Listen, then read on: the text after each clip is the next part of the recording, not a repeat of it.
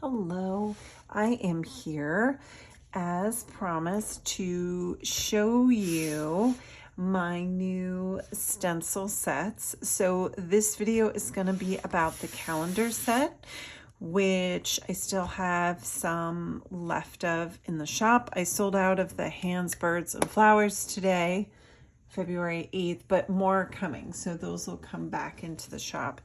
But the stencil calendar set is a little bit newer. So I wanted to kind of show you all the different ways that you can use the stencil, especially when you get it. There's a couple of things that I just want you to understand a little more in depth. So what happened was, I am one of those people who have perpetually, for my entire adult life, tried to have a diary calendar system that worked so that I could keep dates and appointments and goals on in a calendar planner, but it never stuck, and I really tried hard. So every January I get one, and by February, March, I just started to lose interest and stop writing in my calendar.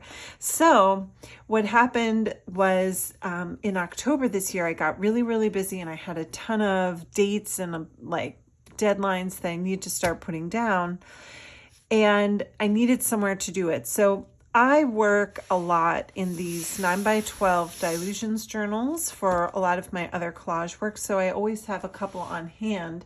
So I grabbed one of these and I just started creating a calendar in here, and it stuck because I've done it since October, and it's now February, and I'm still moving through this calendar system that I've kind of created. So initially I was using a stencil that had some rectangles on it, but it didn't quite fit the page the way I wanted it, and it wasn't set up the way I really needed it to be set up. So I designed my own, and they are now in my shop. So I will show you what they look like. And this is a good video for if you've ordered one, so I can show you how to use it so you get the best results. So the stencil set is a large 8.5 by 11.5, and I did that because since I'm using these 9x12 journals, I wanted to be able to fit on the journal perfectly on the page. And then you also get a 6x6 stencil, which works with the larger stencil. So one of the most important things that I need in my week at a glance pages, which is how I am using this stencil, a week at a glance, is I like to have a little checklist. So I had a hand stamp that was doing that for me. I can't find it. They don't make it anymore. But I decided to add a bullet list in the secondary stencil. So that works in this rectangle here, and it fits perfectly. So your options are you can go in with a pen or a pencil or whatever, a marker, and you'll have plenty of space to fill in your block, which is what I did here. But I also made it wide enough so that for those of you who are using your mini blending tools, here are mine. I'll just pretend I'm doing them. There's enough space here that you can use a mini blending tool, and these lines and dots will show up. So I wanted them to be wide enough for tracing and wide enough for the paint to go through, because sometimes if you have a thin line, it's really hard to get that thin line to show up. And in this case, that's what I wanted. And then I added some little flowers, houses, a banner, and a star. Just, little things that I like to use to decorate. So you can see here, I've put in some houses, and I've put in some of the little plants and the star because I like to doodle. So what I've been doing so far is I have one page where I might mark the week with my banner. So you can see I used my banner stencil here. That's upside down. And I put the month and the week, but sometimes I'll put like an inspirational phrase. And that was kind of another thing that was important to me. So I have enough here to do 5 of the days of the week. And then the weekend days for me are not that busy. I don't have a lot of appointments or dates to remember on there. So they were a little bit smaller, but I was sure to leave one little extra block for doodling, or again, another inspirational phrase of some sort, or something kind of cool to focus on, like a good inspirational word or something. So that's why that extra block is there. And certainly, I mean, often I probably could get away with just doing the 5 days of the week, you know, and then I could use these for whatever. So I wanted to show you how these stencils work best on these pages. So I've done this video several times, and I kept getting interrupted or leaving out information. But basically, when you go to put your stencil on the page, it comes out just like this. So this is what a basic page looks like. The one thing to keep in mind about the stencil, I designed it so that I wanted to have thicker borders and spaces around the shapes, because in this case, unlike a background where you might just use bits of a pattern stencil, in this case, you really are looking for kind of more accuracy with your shapes. And so I wanted to have enough space so that you can hold it down while you're stenciling to hold it steady. So there's wider spaces on the edge. Now, I don't mind. So I flip this all sorts of ways. I've used it every single way possible. However, if you are a stickler and you want everything to fit perfectly on the page, then you definitely want to set it up so that your rectangle, your bullet rectangle, is either in your upper right hand spot or in your lower right hand spot. If you decide that you're going to do it all over the place like I do, like I like it this way, and I use it this way most often. The thickness here, it's the little bullets on the side might come off the edge a smidge. That doesn't bother me because I doodle on them and I really don't care. But if you want everything to fit on the page perfectly, then just make sure your bullet rectangle is in the upper right or the lower right hand corner, and everything will fit perfectly on your page. Nothing will fall off. But I don't use my stencil perfectly. I really play around with how to use it. So I thought I would do a page with you guys. I'll do it with the stencil in the upper right hand corner. And I just want to give you a couple of tips for using the stencil, because the floral on there is a little delicate. So we want to make sure that we protect that shape. I think I'm going to use, I can't use that paint yet. I'm going to use Sedona. Oops, I just got paint everywhere. Okay. So I'm going to use this kind of Sedona orange paint. So again, I have it in the upper right hand corner, which means there'll be enough space on either side where nothing, like if I back it up to the border of my page, nothing is coming off. Everything is set up perfectly. So that's what I'm going to do. I like using the mini blending tool, the Ranger mini blending tool. It just makes everything so much easier, and you don't have to, it's kind of a pain saver. I know a lot of people use the little makeup sponge kind of things for their stencils, but I use the mini blending tool all the time. It just makes life easy. But again, this is a mixed media style planner. So it's mixed media planner style. And quite honestly, imperfection is something that you embrace in mixed media. I mean, messy, grungy. So you could brush this on and get a more grungy look. You know, you might have some seepage or something like that, but that's cool. I like that.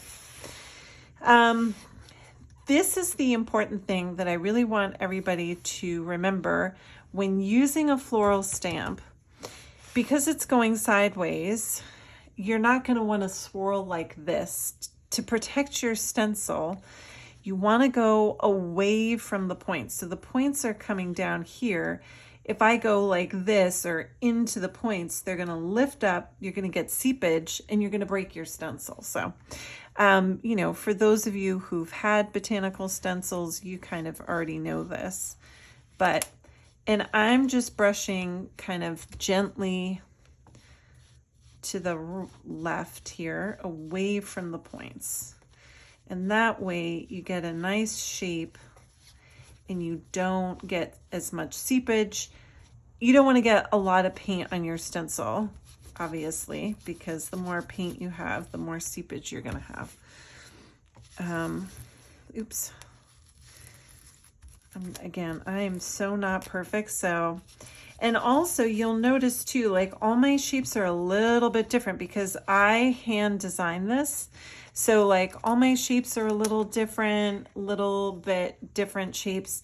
And I did that on purpose because it's hand rendered and I wanted that kind of in my stencil designs. Same thing with these. I wanted the stars not to be super sharp and pointy and exact. I wanted it to look hand rendered, hand drawn. So that's why I wanted the stencils to look a little wonky. Same thing with this. Everything is supposed to look like it's hand drawn. The only thing that's like perfect is these bullet lines because I wanted people to have, you know, symmetry for that. So as you can see, I have a nice shape here with my stencils. And then, you know, as it dries, I love to play around with adding like a border to my stencil. And that's another reason why I wanted the spaces a little bit wider, because sometimes I'll border on the outside and do some fun shapes like that. So I wanted to have a little bit more going on. And it's mixed media. So like this isn't about, it's funny, bullet journaling is so beautiful because so much of it is so like perfect, making everything look beautiful and perfect. But I am not good at that. I don't have great handwriting and all that stuff. So for me, I kind of, you know, I want this to look a little funky and grungy because I like to do mixed media. And so that's how I approach this. My lines are wonky because I think that's interesting. And I'm just adding some texture here with this Stabilo pencil, which is a kind of like a watercolor pencil, if you had to really describe it.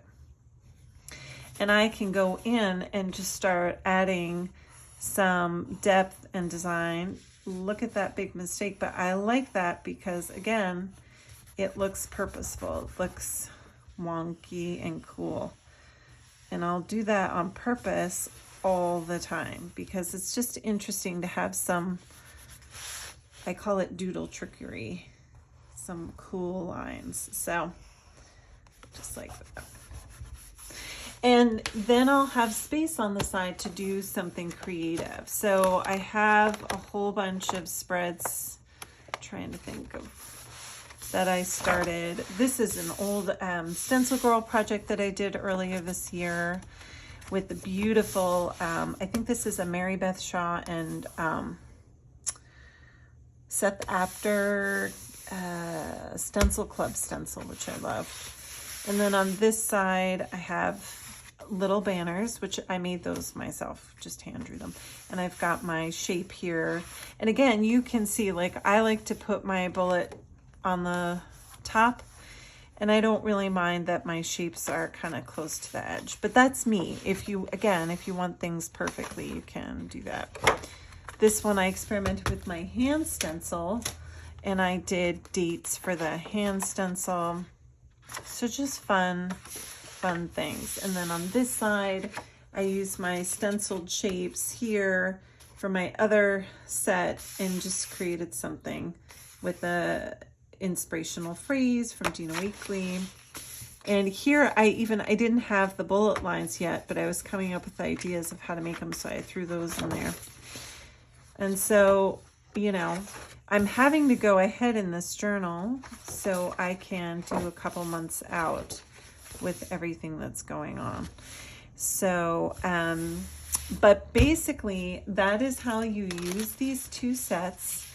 And it's just been so much fun to play around with. And even the shapes, like they're just smaller, you can use them as smaller individual stencils in different ways. This banner stencil I'm going to be using all the time because I love to make banners, but I usually do it with a marker and it takes a while and I have to fix it.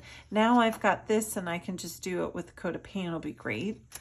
I have even used this floral stencil to do like some botanical cutouts. Like I did some watercolors through here and it came out great. So there's a lot of uses for all the stencils, and I'm kind of trying to design them in that way so that everybody has some real options to not just use it for one thing. You can use it for other things. I mean, you have rectangles and circles here if you need those for something. So it's just really fun. But basically, this is what it looks like. And I hope those tips and tricks will help you out when you get your stencils. And right now, there's still plenty in the shop. So you're welcome to go ahead over there and grab yourself a set, because I gotta tell you, at least for me, this has just been one of the funnest ways to keep a diary calendar. And it's just worked so well having a bigger format. So I highly recommend it.